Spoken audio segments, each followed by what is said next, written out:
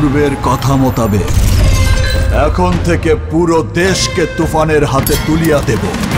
সে যা চাইবে, তুফান যা চাইবে তাই হবে।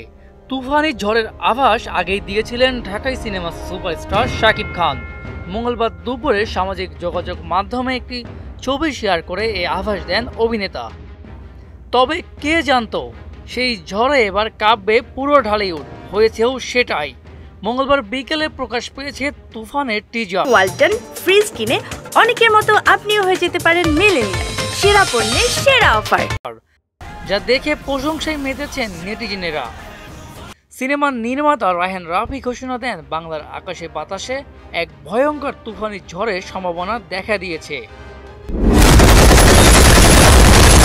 সবাইকে নিরাপদ দূরত্বে দরজা জানালা বন্ধ করে ঘরের ভিতরে থাকার জন্য সতর্ক করছে তুফান কর্তৃপক্ষ। এমন এক বার্তা পাওয়ার সঙ্গে সঙ্গে নড়িচড়ে বসে পুরো ইন্ডাস্ট্রি। অপেক্ষা করতে থাকে কখন আসবে সেই ঝড়। এদিকে সবাইকে অবাক করে দিয়ে তুফান সিনেমায় যুক্ত হয়েছেন চঞ্চল চৌধুরী। ভিন্ন এক লুকে ধরা দিয়েছেন গুণী এই অভিনেতা। তবে সবকিছুর ঊর্ধ্বে ছিল শাকিব খানের লুক।